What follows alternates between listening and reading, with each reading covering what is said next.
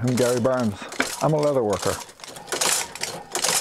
I started doing leather work as a teenager, buying a mail order kit and assembling it. But then when university turned out not to be my real career, after a couple of years I decided to buy a piece of leather, cut it up and make some items to sell. And here I am 45 years later.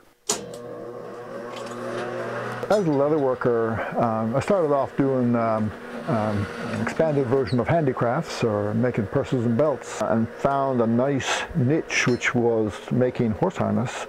There was still a form of back to the land movement happening.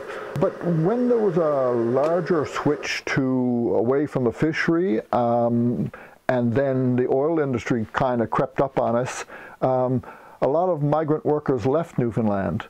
And so consequently they needed specific types of tool pouches. So my work has changed to be able to accommodate their needs. And so commonly today, as opposed to making horses' bridles and back pads and breeches, I'll make tool belts and pouches for iron workers.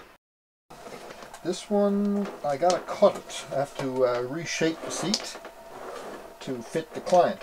Another large percentage of my work is reshaping motorcycle seats and, of course, recovering them alongside that. Shaping a seat so that the rider is able to fit the ground or sit comfortably on the seat, and then put them on real leather that breathes well with the body so that they don't get sore from sitting on it for long periods of time. 2 years ago, I was able to produce something that was something I'm very proud of. I was asked to replicate a set of bellows for a working museum in the town of Brigus here in Conception Bay. The bellows they had there were close to 100 years old, but they were just gone too far, dry rotted too far, and I offered to make a set from scratch. So hence started a lot of research. I copied those bellows. I have probably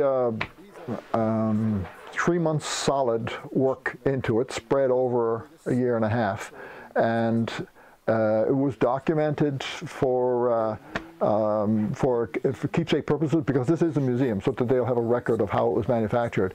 But I was manufacturing or replicating a type of bellows that were made 100 years ago in Scotland, I believe. So with inspection cameras and peeking in through with lights and seeing how things are made on the inside, I made the bellows and installed them.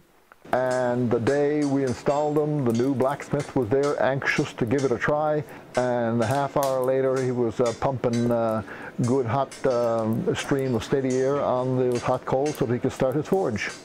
All right, I'm going to sit to my stitching pony. Leather will mold to your usage. It becomes an extension of your hand. It becomes well worn. It gets, you hear the phrase, better with age. Keep conditioning your leather or oiling it, and it can last more than a lifetime.